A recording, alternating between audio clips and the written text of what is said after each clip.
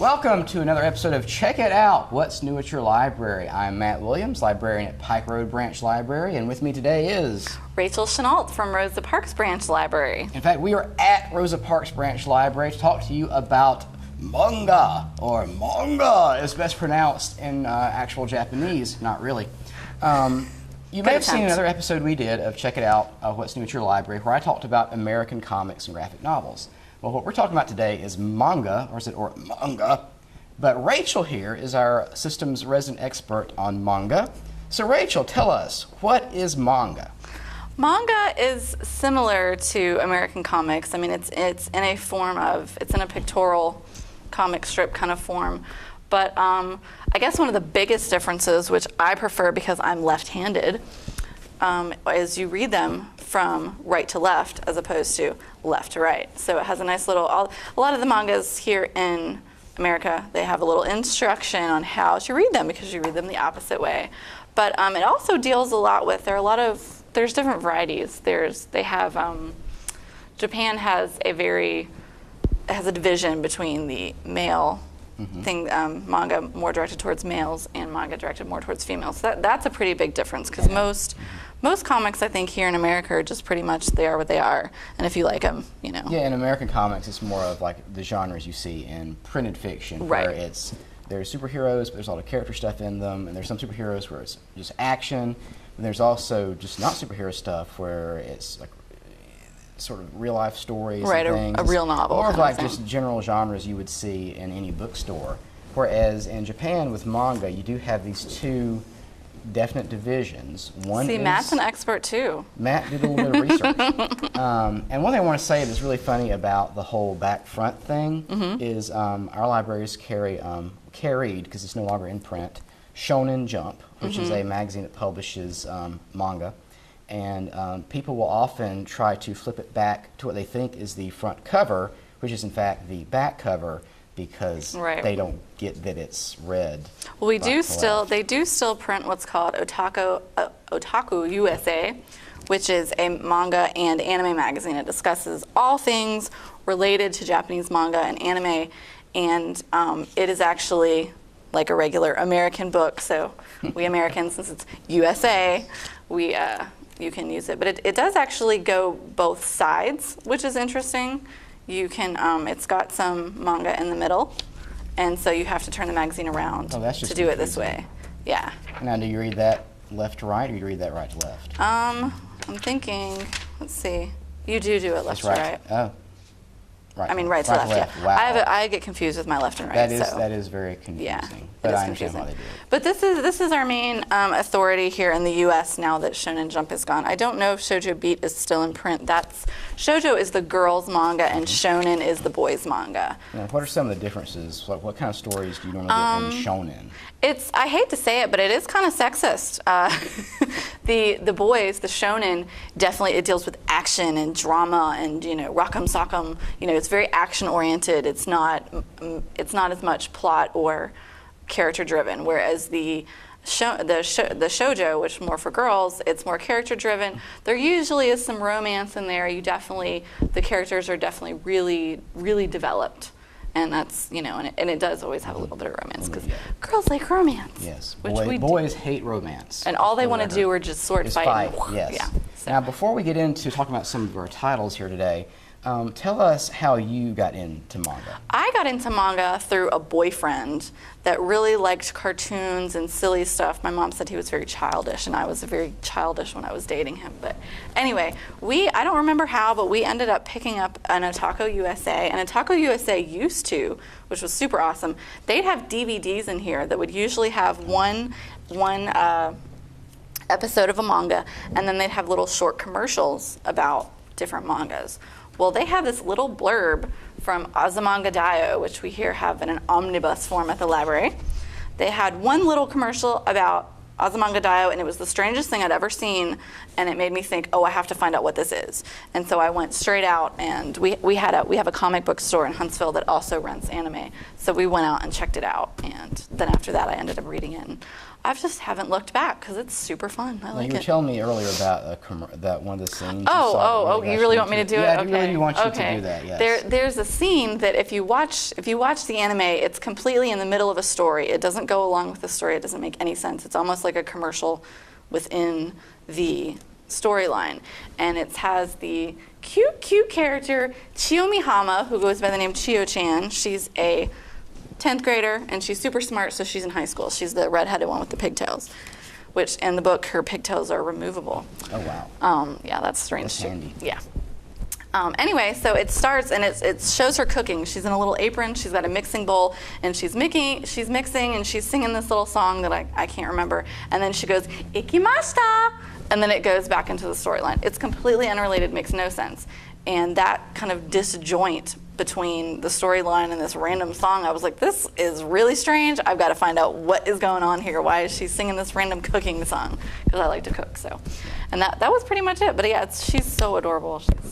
She's super cute, like it hurts. That's a Japanese thing. There's some great whimsical absurdity to Yes. especially the shoujo stuff. Now, you see in front of us here, we have some examples of manga that the library system owns for you to enjoy.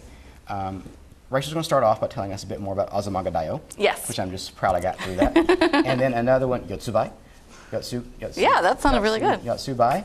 I was looking at the ampersand and got confused on it. Yeah, I was going, Getsuba, etc. All right. And so tell us a little bit about both of those, a little bit more about the story. And the Azumanga Daioh is like a classic as far as shoujo manga goes. I mean, it's just an absolute classic. There's only 4 volumes, so it's not like some of the ones we have here, 30, 50 volumes. It's only 4 volumes. It goes through the 4 years of high school for a group of friends. And so that's why we have it here in our nice little omnibus form. It's also released in anime, which is fantastic. They do a great job with the anime too. So I'm just going to tell you about the different characters. We have Sakaki, who is on the front here. She is the strong and silent type, but she also is a little soft and fuzzy. She wants to be she has a couple different career options, and one of her career options that she is interested in is being the owner of a stuffed animal store. So she's very quiet, and everyone thinks she's mean and whatever, but she actually is very, very sweet. Then we, of course, have Chiyo-chan, who is my favorite, who my pigtails here are mimicking our Chiyo-chan here. That's Chiyomi Hama. She's super smart. She helps everyone with their homework, and she's actually 10 years old, but she's super smart, so she's in high school. And she has her dog that she calls Mr. Tadakachi that she can actually ride because he's a big Labrador. So she provides a lot of comic element because she's so small and not in her element with her older classmates. Then we have Tomo, it just says the mouth, and that's exactly what it is. She's like one of those hyper, crazy, wacky, too much energy friends that you have that's just, to quote the cliche, the bull in the china shop. She's just, woo, has so much energy, just woo, woo, woo, woo. She's, the crazy one, basically, in the group. And then we have Yomi, who, it's funny because she looks like the bookish type. She's got the glasses, she's got the long hair, she's very sarcastic, kind of like in a Daria sort of way. Probably not quite as mean, I guess, but, kind of sarcastic. But she actually is the one who's sweating it out when they take their college exams, whether or not she's going to make it into college or not. So it's kind of funny that the dorky one isn't the smart one, but she's kind of the dorky one. And then we have Osaka. And Osaka is hilarious. She's kind of in, when they do the dubbing in the American version of the anime, they have her be very Southern. So she's from Osaka, which it's different kind of how they translate it, because in the anime they have her be Southern. In the manga, she's kind of like from New Jersey. Wow. So yeah, so she's just the one who's has an accent, speaks differently, has some different kind of cultural things, and so that kind of plays in it. In the manga, she's very spacey. She's always spacing out, losing track of time, just kind of wandering. And in one of her dreams about Chiyo-chan is where Chiyo-chan's pigtails are removable. She has a dream where Chiyo-chan gets a new set of pigtails for Christmas, and she pops them off and puts new ones on. And there's also a figure, let me see if it's in here, that plays a big role in the manga and the anime, and it's this little stuffed cat. And it's basically what Osaka pictures Chiyo-chan's dad as being. He's this little orange cat, which I guess I don't While you're looking for that, see in I'll here just the pictures. explain to the audience a little bit. You both heard us say the word anime. What that is Japanese animation. It's the broader term for that. In general, a lot of Japanese animation you see on television here in the U.S. and on DVD and now digital releases is adapted from the original manga comics. And sometimes they're very faithful, very straight adaptations. Sometimes they take some liberties, as we'll talk about a little bit later in this episode. But when you hear us say anime, we're talking about the animated versions, the cartoon of the actual comic book. I can't find the picture of the cat, but if you do check this out and you see random bits with the cat, that is Osaka's visualization of Chiyo-chan's dad that we never meet. So, but it's really fun. It takes them all the way through high school. It starts out with you meeting. They have two teachers that are a big part of their life as well. There's the English teacher, who is really annoying, and then the PE teacher, who's really nice. And they're actually, the PE teacher and the English teacher went to school together, so there's a lot of back and forth between the two of them. And it takes them all the way through high school. They go on different class trips together, and they take their entrance exams for college. And it's by the time you get to the end, you're like, ah, you really become attached to the characters, because that's Azuma. I call him Azuma. It's called Azumanga Daioh because it's Azuma. It means Azuma the Great, and it was basically named after him because they just thought it was so great. So that's what he called it. But I lost my train of thought. But yeah, anyway, Azuma is really great because his facial expressions are so fantastic. The other shoujo manga that we have here is also written by him, and it's completely different. But the drawings and everything are just, he really does great with the characters and the drawings. You just really relate to it, and you really just get into it like you would a good novel. It's just a lot faster, and it's, you got all your pictures. You don't have to visualize everything for yourself. But the other one we have here, it's called Yotsuba. And at the end of each, this really kind of sums it up. He has this thing at the end, and it has Yotsuba, and it says, enjoy everything. And that's pretty much what it's about. Yotsuba is a little 5-year-old girl. She lives with her dad. She was adopted. We don't know where she comes from. She talks about a place called The Left, which I also enjoy because I'm a lefty. I just like anything to do with left-handed. And that's what she does. It's just all about her growing up, learning, as a kid, learning about different things. There's one where she gets a bicycle. She's all excited about getting a bicycle, and she learns how to ride a bike, and she also learns how to make pancakes. She learns it's just about her growing up and learning things. And it really does kind of put the world back into a kid's eye, and it makes you, like a kid would enjoy it because they can relate to the different things, but as an adult reading something like this, it really makes me think about, what it was really like when I was a kid. And it makes you think about what it's like for kids now, kind of experiencing different things. And it's so fun. It's really light. It's not serious, and it's just kind of a romp. And it's very just fun to read, and it's very uplifting. And at the end, you just say enjoy everything, and it really makes you enjoy all the little things and think about all the little things. And Yotsuba has 4 green pigtails, kind of like a 4-leaf clover, they say. So that's kind of fun. But yeah, it's a lot of fun. Here she is taking a nap with her dad. So has this one ended, or is this one still? This one is still going. Okay. This one is still going, and it doesn't really have a particular, like this they're going through high school. Yeah. Yotsuba really doesn't have much of a plot. It's just a little girl experiencing life. Exactly. It's the wonder of growing up. Yep. It's just a day in the life of. And this one's actually really, this shows Japanese high school a lot. This just gives a good insight into just everyday life in Japan. I mean, it's lots of everyday life, and it's a lot of fun. She has some older children that she plays with that, or harasses sometimes, I would probably say with her. She's very hyper, so. Which seems to be kind of like a theme in some of the characters. Usually have a hyper character, it seems like.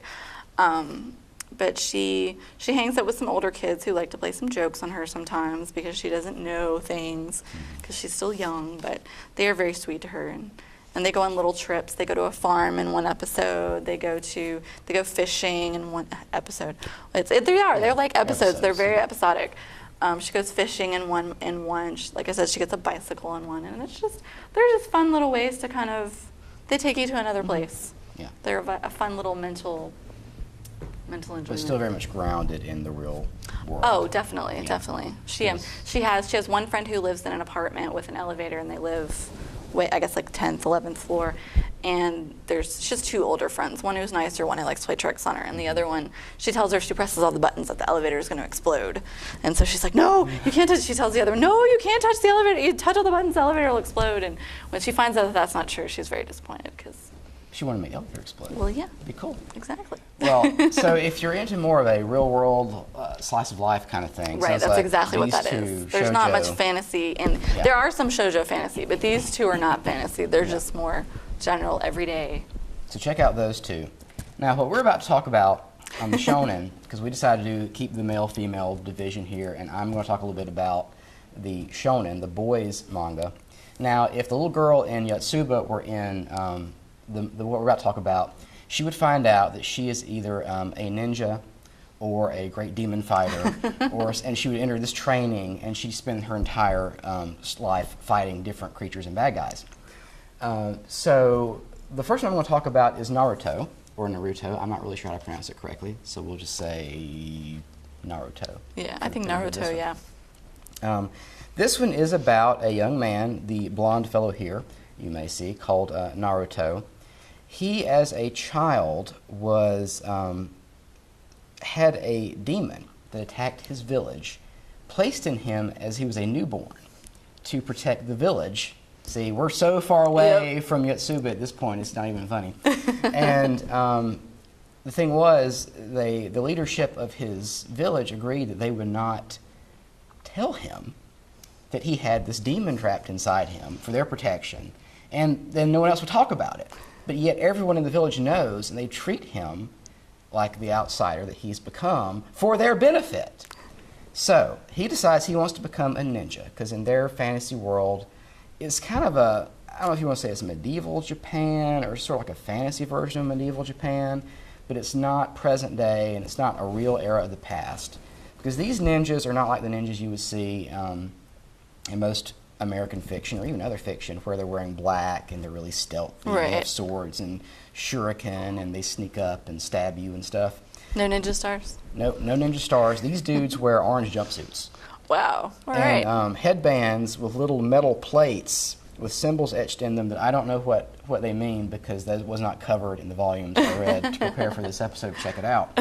I can tell you that Naruto is super popular. It was the #1 manga, I think, published in the U.S. It might have been in Japan as well. There is an animated series that airs on Disney XD that I would imagine has to have been toned down a bit, because the rating on the back, remember, the back of this volume clearly says it is for teens. And having read it, I think it is mainly says that for the violence. There's nothing really, really even in the art otherwise. And the thing is, the art is black and white. I think there's a lot of violence, and I'm sure there's blood. You can't tell. This is black and white, but yeah. Because it's black and white. And even with the art styles, looking at some of the shoujo manga, it's so much prettier. Yeah, there's so it's much texture. very soft. And there's gray tones. Not in Naruto. Naruto, it's just really thin lines, and every story ends up, each chapter in each book is a different fight. And sometimes those fights carry on for the entire book. Nothing else happens except the fight. As someone who likes a bit more story. I was going to say, does that kind of irk you a little bit? Yes, in fact it does. It is not, I might have enjoyed it better if I was more invested in the characters, like starting from the beginning. But, I'm not going to go back to Volume 1 and catch up to Volume 50 at this take a point. lot of reading. I'll watch the anime and see if I like that, so I can get a grasp of what's going on, because there's a lot less episodes of the anime, obviously, because each individual issue was serialized in the Weekly Shonen Jump in Japan, and then collected into a Monthly Shonen Jump in the U.S. up until recently. And so every little chapter, it just becomes really obvious that it's fight, fight, fight, fight. So that's what Naruto is. It's about a young man who wants to be the greatest ninja ever, and all the trials he has to encounter to do that. But then the cast kind of explodes with all of his classmates in the Ninja Academy. And then there's all these villains they have to fight, and honestly, it's hard to keep up with who's who. Now, this is going to sound like a carbon copy for Bleach, but it kind of is the same thing. Bleach is about Ichigo Strawberry, because he has red hair. But you wouldn't know that from the inside of it, because it's black and white, of course. Kurosaki. But I see him on the back. He On the doesn't back, have a chair. yes. He has very red hair. He's on like a carrot top, but I would say a strawberry, but whatever. He can see ghosts. And he was born. That's creepy. I see dead people. He sees dead people. And in the world of Bleach, and I'll talk about the title in just a second because it's kind of a trippy story too. I was wondering. Where that comes He's from. attacked by a hollow, which is a lost soul, like a demonic kind of creature. I like their demons. He ends up he rescues a soul reaper, whose job is like a grim reaper, but not really a grim reaper, like a happy reaper. They come and take souls to the afterlife and fight these hollows who are trying to claim the souls. Well, Ichigo gets caught up in a battle between a soul reaper and a hollow. And so he ends up trying to help, the soul reaper ends up trying to help him. She tries to give him some of her power to fight. He ends up taking all of her power. Ooh. He becomes a soul reaper, she becomes human again. Ooh. And so he now has to, there sort of actually is an academy for him too, of these soul reapers, and he has to learn how to be a good soul reaper and fight these hollows. Where our volumes pick up, there used to be a soul reaper named Aizen, who has, for reasons I'm not sure, betrayed the soul reapers and has turned to the hollows. And so they are doing battle to try to fight Aizen and these particularly bad hollows called espadas. Now, one cool thing I learned in my research for this episode was that Tite Kubo, who is the artist and author of Bleach, likes foreign words. And so when he introduces new sets of characters, he does research and gets foreign words. So if espada sounds like Espanol to you, that's why. And he actually uses another term, arrancar, which he kind of borrowed from Spanish. No particular reason except he likes the sound of it. Well, that's prerogative. Yeah, so that's him. That's cool. It made it interesting. Now, as far as enjoyability, I did find Bleach more enjoyable. I was able to figure out what was going on a bit faster. I mean, I have seen some of the anime episodes, so I was familiar with the premise, and the text on the back caught me up a bit better.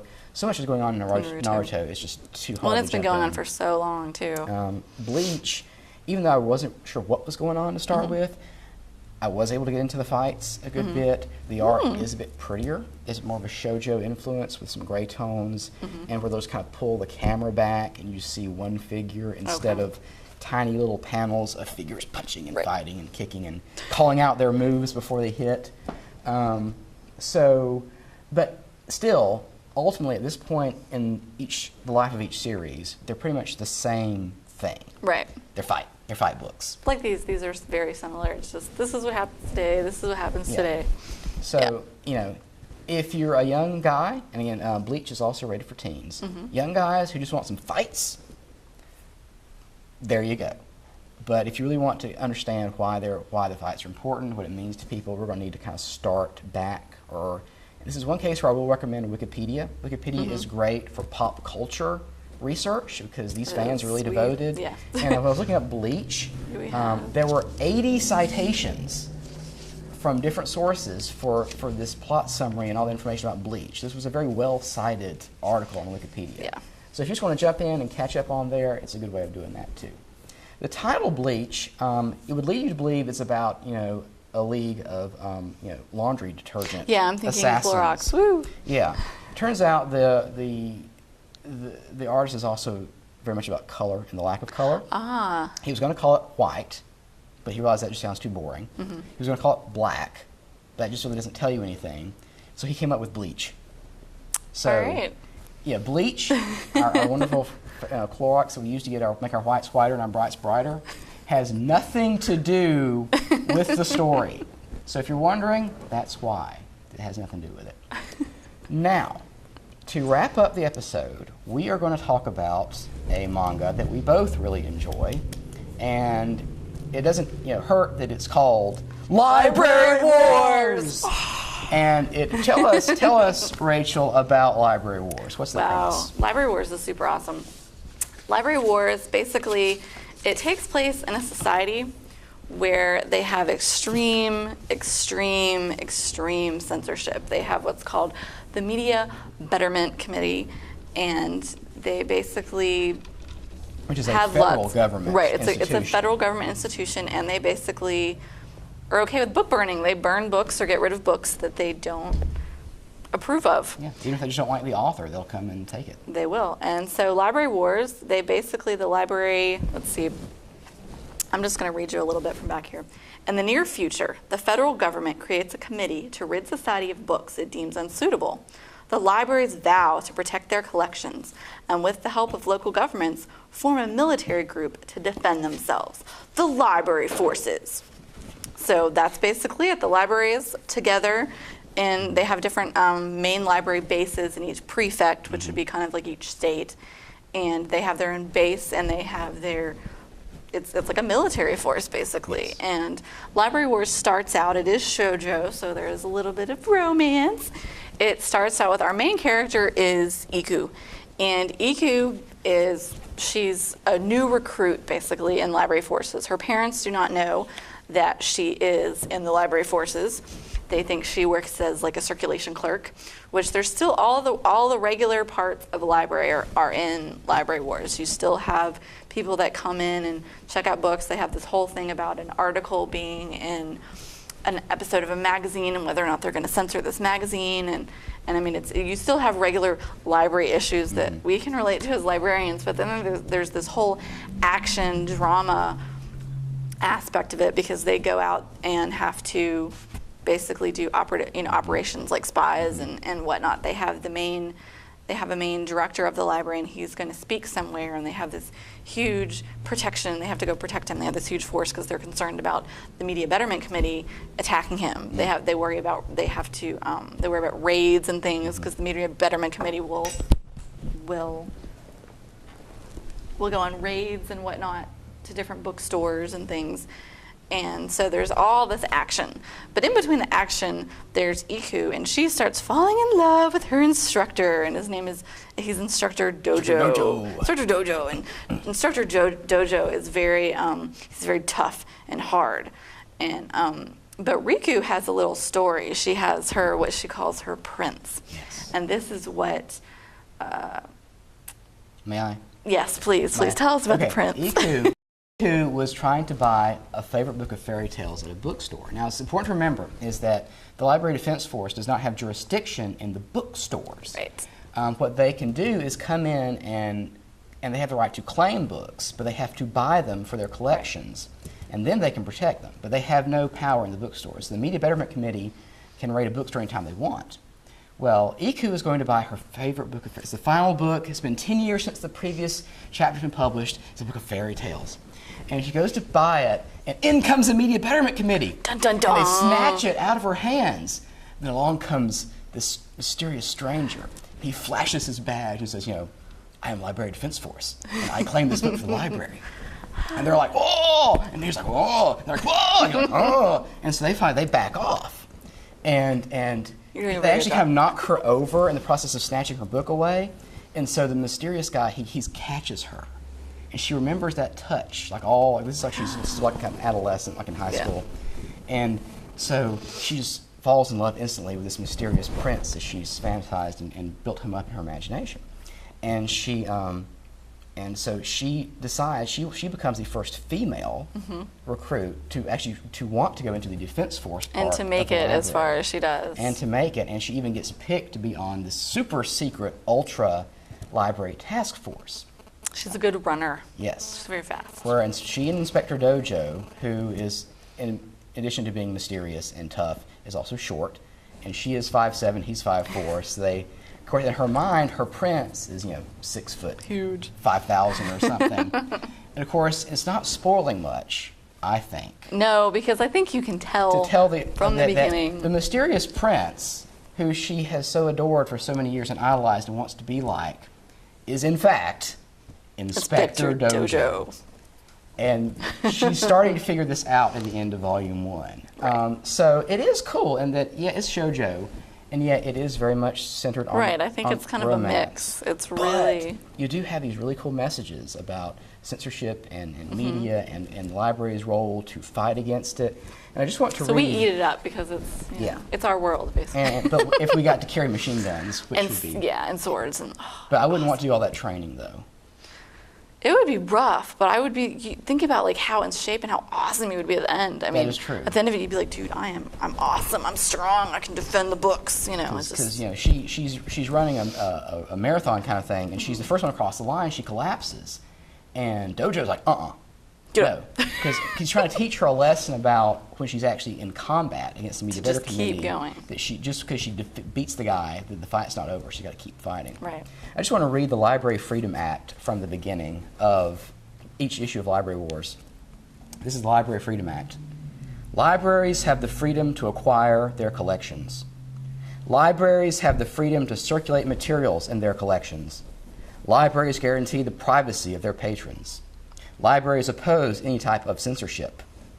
When libraries are imperiled, librarians will join together to secure their freedom. You're like, oh yeah, that's it right there. So I think we both give a big thumbs up to Library Wars. Library Wars, both as librarians, but also just as people who enjoy freedom of media and people who just enjoy fun comics with a lot of good character. Right. They also have, which is I find really fun. There's little messages from the writer every now and then, and she just says, "Hey, I think of her as Yumi. I'm Yumi, and you know this is my manga, and I'm so excited that it's in print, and I'm trying to find one, and I can't find one. Here we go."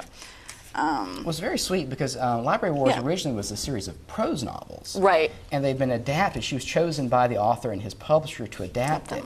And it turns out Library Wars, the novels, were her favorite books. So she really feels a burden to do this well.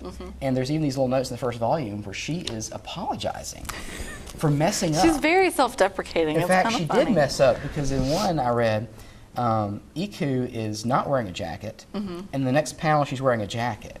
So she does this little cartoon at the beginning of the next chapter explaining away where the jacket came from and acknowledging that she messed up.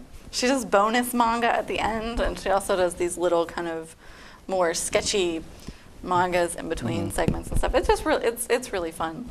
Yes. We highly recommend it. Highly recommend Library Wars. You see, we have lots of volumes, so come check those out. Most of these are going to stay at the Morgan Library downtown, but as always, we can request to have them sent to whichever branch is more convenient to you. And the more these get checked out, the more if you all as patrons let us know that you want more manga, we will try our best to get more. You can recommend titles if you want more of the same. You know, just let us know. We'll be happy to get it. Because I'm sure there's some young tweens and teens who... I already have a few, I have one gentleman who wants to get the Bleach and Naruto. So. Cool. All right. Well, I guess that about wraps it up. It does. Thank you for joining us for another episode. Check it out. This was Rachel. This is Matt. And Rachel's here at Rosa Parks, where we are today. I'm at Pike Road. Come see me there. If you have questions, give me a call at 244-8679. Rachel, how can they reach you? You can reach me at 240-4979. All right. Or always check out our Facebook pages. We both have Facebook pages for our libraries, and that's a great place to go because I know everyone's on Facebook these days. It's a great place to go to find out about our different programs. It's just to even contact us, send us a message, say, hey, I'm really interested in this, da-da-da-da. You know, it's a great way to contact us. Yeah. And if we're on our page doing something, you can even chat to us on Facebook. Yes, so. we were happy to respond to you. Well, thank you for joining us for another episode of Check It Out. What's new at your library? We will see you next time.